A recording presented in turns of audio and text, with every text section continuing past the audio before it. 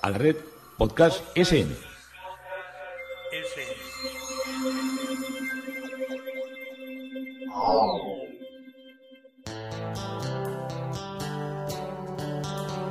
Historia con sentido.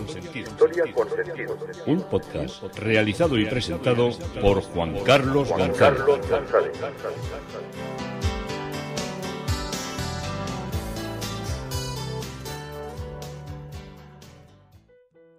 Un saludo a cuantas personas se acercan a través de las redes sociales, de Facebook, de Twitter, de mi página web Historia con Sentido. Yo soy Juan Carlos González y un día más encantado de acercaros una parte de la historia.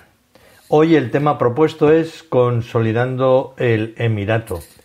Consolidando el Emirato, cuando os digo esto estamos hablando del Emirato nazarí que estamos empezando a recorrer y que nos va a llevar unos cuantos podcasts, dada al menos mi ignorancia de toda esta época tan rica y tan bella de la historia, tan cercana y tan olvidada. Y lo estoy haciendo en este arranque de todo lo que es la explicación que hago del Emirato, siguiendo también la exposición de los latidos del Corán que me ha animado, que me ha dado marcha, por decirlo de alguna manera, para contaros todas estas historias. Bueno, me sorprendió un título que era el de Cálamo, nunca había oído yo a Cálamo. Una de las secciones en la que estaba dividida la exposición era el oficio del cálamo, acentuado en la primera, que yo he querido entender que el cálamo se refería a lo que era la labor al copista, al que hacía las copias referidas al Corán. Está dedicada a aquellos aspectos que están referidos a la copia y te sumergen, por decirlo de alguna manera, con los materiales a lo que sería un taller morisco de copia, de copistería, donde se mezclan papeles, pergaminos, cálamos. Cálamos serían, exactamente, los cálamos serían como los palos, y donde irían y también plumas. Las plumas serían las que eran de ave y los cálamos las que eran como de madera. Eso he creído entender. Las tintas, los pigmentos, las pieles, las maderas y otros utensilios materiales empleados en lo que es la ejecución de los manuscritos coránicos.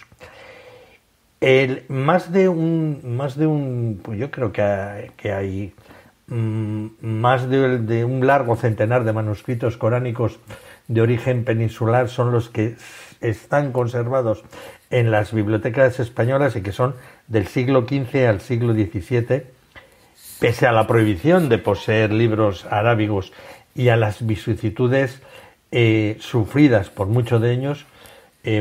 Dan también una muestra de lo que era la vitalidad del libro sagrado entre lo que eran los mudéjares y moriscos. Tenéis que tener en cuenta que todo esto se está haciendo en la clandestinidad y se está haciendo con una terrible persecución por parte de la Inquisición, que estos, en cuanto veían algo escrito en árabe o algo escrito en hebreo, imagínate, ahí entraban de oficio, nunca he dicho mejor lo del santo oficio. Y todos estos Coranes son una reliquia o un ejemplar, también muchos de uso litúrgico o de estudio, y la posesión de estos manuscritos es una realidad que los archivos de la Inquisición también confirman, cuando hablan que dicen había una copia de tal libro y le pillamos y ya lo estofamos, lo chapuscamos un poco. Las copias del Corán no eran solo una actividad económica, se consideraba un acto de devoción al que el creyente se entrega, especialmente en los meses sagrados, como eran los meses del Ramadán. Abundan los testimonios de moriscos dedicados a este oficio de una manera profesional. Tenemos también constancia de la existencia de talleres dedicados a la copia y a la encuadernación de manuscritos como el de la familia Escribano, de Almonací de la Sierra, donde se disponía de todo tipo de materiales y de utensilios, plumas, tintas de diversos colores, azafrán que se empleaba de una manera para las ornamentaciones, pergamino, papel, pieles y herramientas de corte para las encuadernaciones. Por los hallazgos fortuitos de manuscritos o por sus colofones conocemos lugares donde se copiaba, por ejemplo, en Ciudad Real, en Sabiñán, en Calanda, en Córdoba, en Bellús, en Pédrola, en Letux, en Alborache, y contamos con referencias de su venta y precio que oscilaban entre los 30 reales pagados a un morisco valenciano o a los 100 escudos pagados a otro morisco en Aragón. Hay copias que son pues muy humildes, de formatos varios, pero predominaban el tamaño pequeño y a una o dos tintas, negras para el cuerpo del texto y rojo para las vocales y para otros signos diacríticos.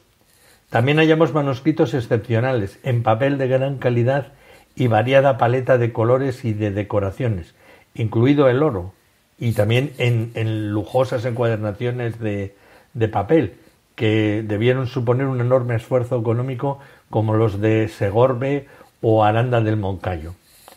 Estos manuscritos imitan las decoraciones de época andalusí, cartuchos para enmarcar los títulos de las azoras escritos en letra cúfica, medallones o viñetas para indicar las subdivisiones litúrgicas y 3 puntos dispuestos en forma de triángulo, una letra o a pequeños círculos para indicar una aleya o un grupo de, como si estuviera entre comillas, o 5 o 10 aleyas respectivamente. Y en los colofones, junto al lugar de copia o nombre del copista, se indica la fecha según el calendario islámico y cristiano. Incluso a veces esa explicación llega a mezclarse. Ya veis que era muy interesante. Luego, la siguiente sección es la que habla de memorizar la palabra de Alá, porque se la aprendían de memoria prácticamente para la liturgia. La lectura del Corán constituía una necesidad básica en lo que era la vida religiosa de los mudéjares y de los moriscos, bien por un acto piadoso, íntimo, o como parte de lo que era la liturgia colectiva de los distintos ritos de paso, el nacimiento, la circuncisión, el matrimonio, la muerte, etc. Y los testimonios inquisitoriales dan cuenta de los desvelos de estas minorías para aprender a leer arábigo. Las primeras letras solían aprenderse en el hogar, de mano de los padres que instruían a los hijos en los rudimentos del árabe, una lengua que en realidad ya no hablaban.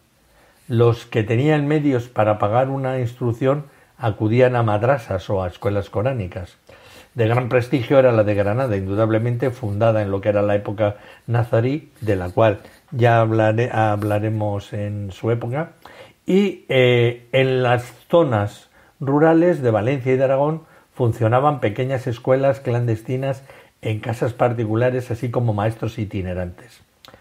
Más allá de lo que era la recitación y la comprensión de las palabras del Corán, la memorización del libro sagrado constituía un mérito indiscutible para el creyente, y entre las mujeres alfaquinas y memorizadoras del Corán destaca la mora de Úbeda. A ella recurre en busca de sabiduría y de elocuencia el célebre morisco castellano Mancebo de Arévalo. El conocimiento del Corán que poseía esta anciana granadina le permitía dar grandes brincos sobre nuestro honrado Alcorán, es decir, citar alternativa y convenientemente diversas azoras y aleyas.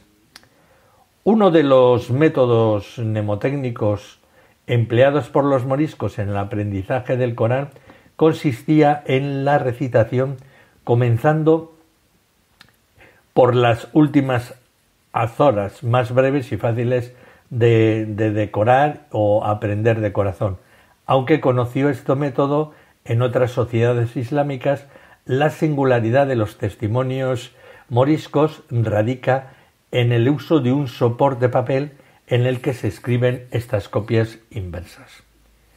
Pues como veis, aunque estaba persiguiendo la Inquisición, aunque nadie entendía lo que habían escrito ahí aquellas gentes, pero todo lo que era la inquina y la persecución que había, bueno, inquina, yo no sé si era inquina, incultura y desde luego el temor que aquellos escritos en árabe pudieran contener algo peligroso contra lo que era la religión cristiana romana, pues hacían que es verdaderamente casi milagroso que nos hayan llegado copias hasta nuestros días. Yo muchas veces digo, ¿cómo han podido llegar?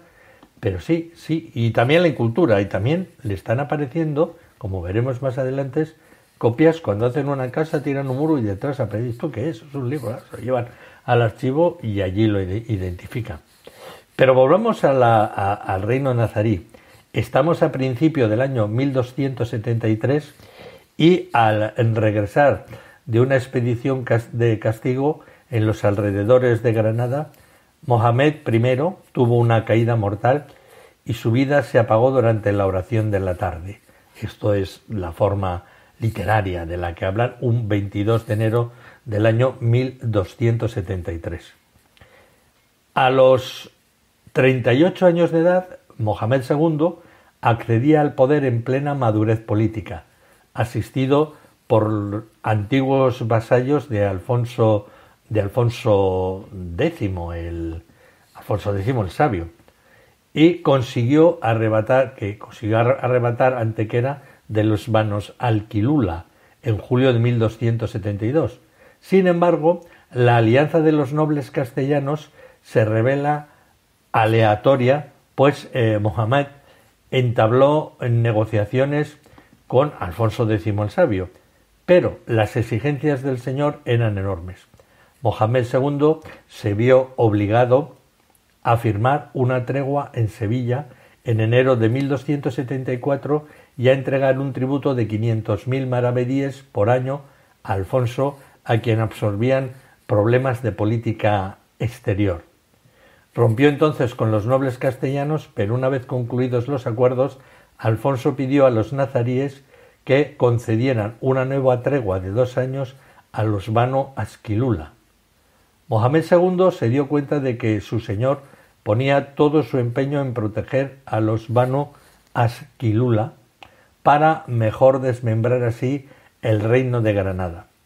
En vista de ello, puso por práctica la recomendación de su padre, quien lo había aconsejado buscar apoyo en los sultanes mariníes de Marruecos y consolidar su alianza con ellos.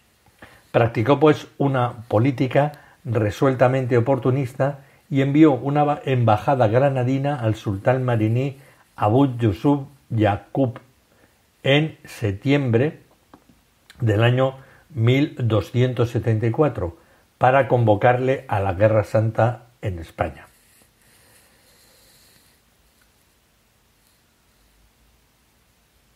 El sultán Abu Yaqub Yusuf se encontraba entonces en la cima del poder. En el año 1273 se había reconciliado con los monarcas Banu Zayán de Tremecén. Tremecén es la zona de Argelia yendo hacia Túnez, para que nos enfoquemos geográficamente. Por lo de Marruecos igual lo tenemos más claro, pero cuando nos hablan de estas zonas, pues igual tenemos menos conocimiento. Y había sometido a la turbulenta familia de los Banu al-Azafi, que eran los señores de Ceuta. Los puertos de Tánger y de Ceuta, de los que él disponía, le permitían una travesía fácil de las aguas del estrecho de Gibraltar. Sin duda, no le disgustaba desempeñar en España un papel análogo al de sus lejanos predecesores, los almorávides y los almohades, que habían hecho expediciones y conquistas en la península para apoyar a lo que eran primero los califas de Córdoba y luego ya los distintos reinos de taifas, cuando ya el poder almorávide y el poder almohade se van disolviendo. Por otra parte, los Banu Asquilula ya le habían hecho proposiciones en 1273.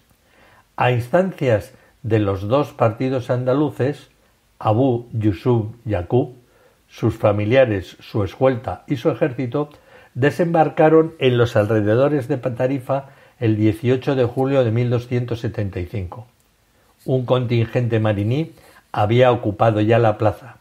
Mohamed II atacó Málaga en junio del año 1275, pero los Banu Asquilula consiguieron rechazarlo.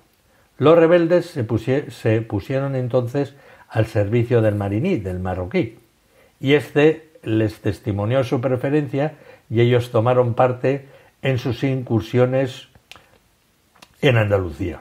Indignado, porque perdía poder, Mohamed II regresó a Granada. A la muerte de Abu Muhammad ben Asquilula, su hijo Mohamed le sucedió en Málaga.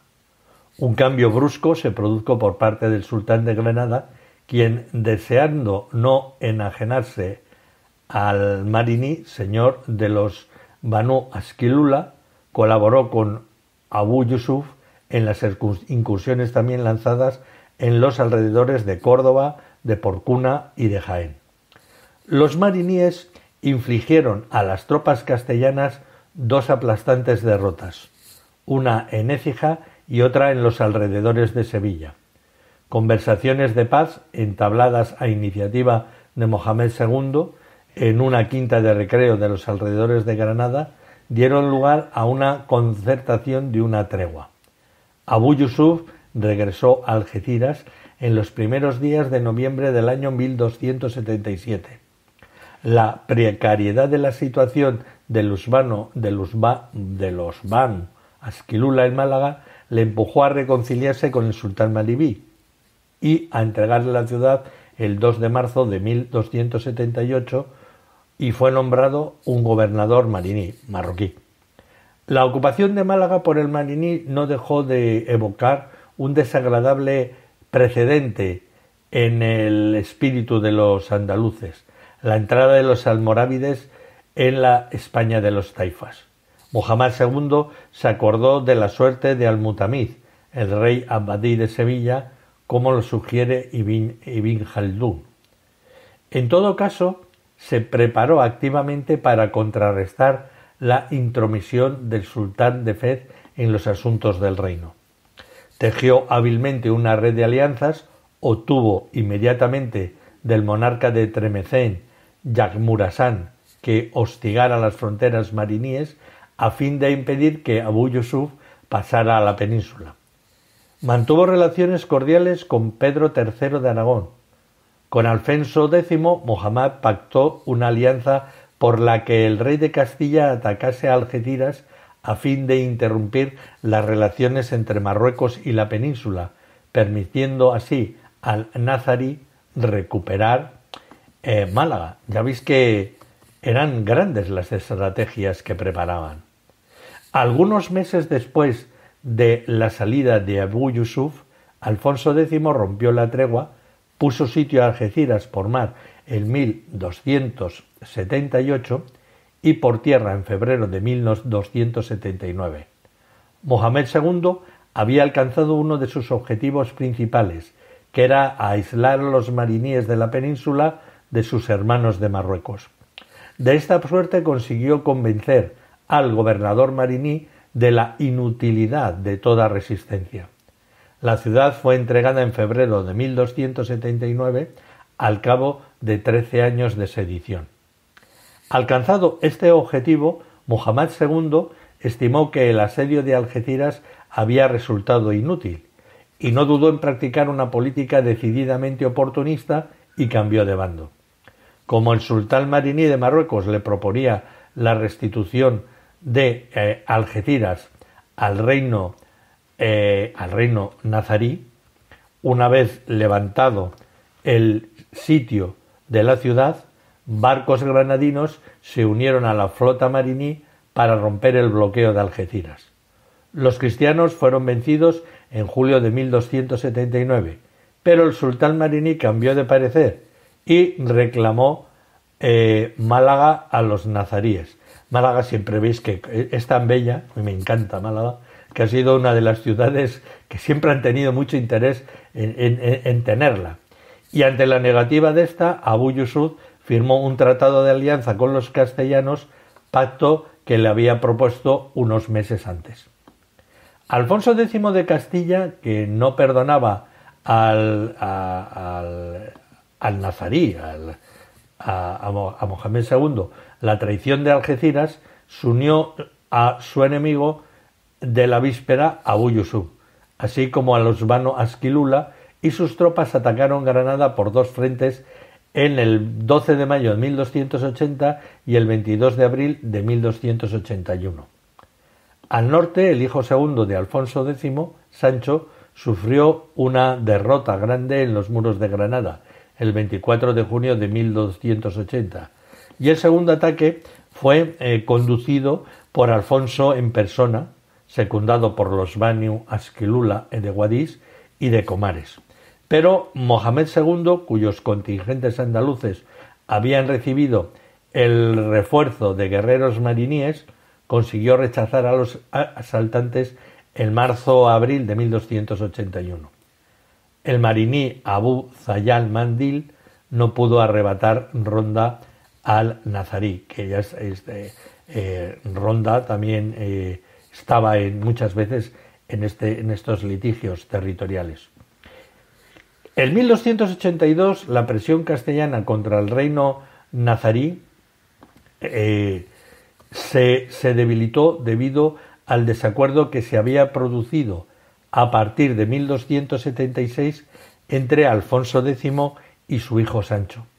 Alfonso hubo de recurrir de nuevo al apoyo mariní, en tanto que Sancho se reconciliaba con Mohamed II de Granada en Priego y le entregaba el castillo de Arenas. Pedro III, rey de Aragón, entró en la coalición y se alineó junto a los granadinos. En Granada, una calma en las fronteras permitió a Mohamed II afianzar su autoridad en el interior del reino y dominar la rebelión de los Banu Mahja Ali. Ya sabéis que Banu es la familia de todos los grupos que vamos a ver siempre empezaban por Banu.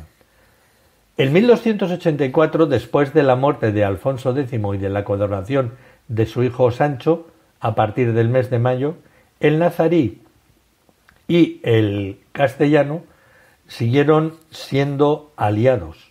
Mohamed II determinó acabar con la rebelión de los Banu Asquilula y llegó a tener una aplastante victoria en Fuengirola sobre los guerreros mariníes de Abu Zayad Mandil, que habían acudido en auxilio de los Banu Asquilula. El hijo y sucesor de Abu Yusuf absorbió sus problemas anteriores, concretó la paz en Marbella con Mohamed II. Renunciaba a favor del nazarí en todas las posesiones nazaríes en la península, salvo Algeciras,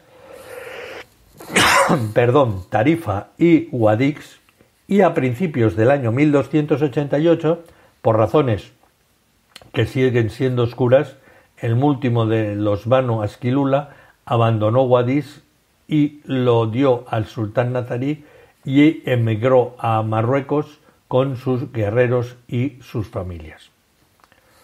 Los lazos entre la trayectoria histórica del Reino de Granada por una parte y los estados cristianos de la península ibérica por otra y el Magreb por otra, en el último decenio del siglo XIII, merecen que lo expongamos un poco más. Una sutil política de balanza caracterizaba lo que eran las maniobras del sultán de Granada, a partir sobre todo del año 1290. Trató de apartar al rey de Castilla, Sancho IV, del mariní Abu Yusuf y llevarlo a romper la tregua concretada en 1285. Las circunstancias eran tanto más propicias cuanto que, por el Tratado de Monteagudo de 1291, los castellanos y los aragoneses de Jaime II habían fijado la lucha contra los magrebíes como objetivo mayor de los cristianos de la península. Hacia 1290-1291 ya se podía presagiar que se iniciaría lo que los historiadores han acordado en llamar la Batalla del Estrecho. El Estrecho de Gibraltar, ese estrecho paso de 12 a 14 kilómetros de ancho, siempre ha tenido en el curso de los siglos una importancia estratégica y económica para las potencias de uno y otro lado, para nuestro país y para Marruecos. A finales de 1291, los granadinos y los castellanos llegaron a un acuerdo.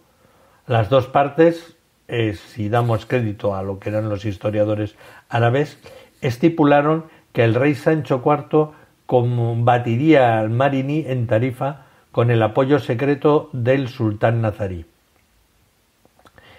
Este último recibe a modo de compensación 6 castillos. La fuente cristiana pone el acento en el enfrentamiento del lazo de vasallaje entre Mohamed II y su señor. Informado de las negociaciones entre castellanos y granadinos, el sultán Abu Yaqub dio una orden a las tropas mariníes en la península de reanudar las hostilidades en abril de 1291. Mientras los castellanos sitiaban Tarifa, en 4 de mayo a octubre de 2092, los granadinos atacaban los castillos y fortalezas mariníes en los alrededores de la ciudad y se apoderaban de Estepona.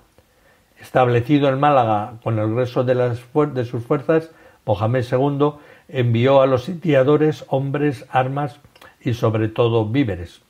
Por su parte, los aliados tremeceníes de Mohamed II efectuaban correrías en Marruecos. Una escuadra aragonesa impedía a los marroquíes llevar socorro a Tarifa, y en octubre de 1292 la ciudad cayó en poder de Sancho IV. Pero la discordia entre los castellanos y los granadinos no tardó otra vez en estallar. Sancho IV conservaba un tiempo Tarifa y las 6 plazas fuertes granadinas. Mohamed II trató de conseguir entonces otra vez el apoyo de los mariníes. Considerándose engañado, en Tánger, en otoño de 1293, obtuvo la vuelta de las fuerzas mariníes a la península. Estamos hablando de mariníes, Marruecos, y de nazaríes granadinos. Considerándose, como os digo, engañado. Estos tropezaron con la heroica defensa de Alfonso Pérez de Guzmán, el Guzmán el bueno de la leyenda, en agosto de 1294. Convencido de la inutilidad de sus esfuerzos en la península, el mariní Abu Yaqub decidió abandonar la lucha y Mohamed II se apresuró a extender su autoridad sobre Algeciras, pero hubo de emplear 2 años en reducir la revuelta de los Banu Hakim, que se habían declarado independientes en Ronda. Después del fracaso de Tarifa, Mohamed II entró en esta ciudad a mediados de enero de 1296. Y hasta aquí nos ha llegado lo que son la primera parte de la consolidación del emirato en el reinado de Mohamed II. Ya veis que era una guerra constante. Lo mismo estaban los castellanos, los aragoneses, apoyando a los marroquíes que apoyando a los granadinos, que al revés, que los granadinos se enfrentaban a los marroquíes apoyados por los castellanos. Era todo un juego de ajedrez donde todo lo que eran las contribuciones de posesión de tierras, de lucha de reconquista, de intereses, estaban en un continuo juego y en un continuo movimiento.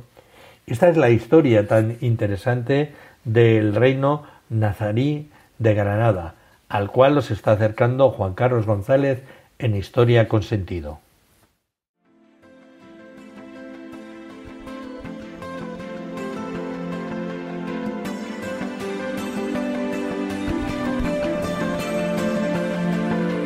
Hasta aquí un episodio más de Historia con Sentido. El podcast que te habla de historias de la historia, sucesos, eventos, como si el ayer fuera hoy. Síguenos a través de iTunes, Spreaker o iVoox. Contacta con nosotros por correo electrónico escribiendo a podcast@historiaconsentido.com. Nuestra web www.historiaconsentido.com. Y en Twitter nos encontrarás como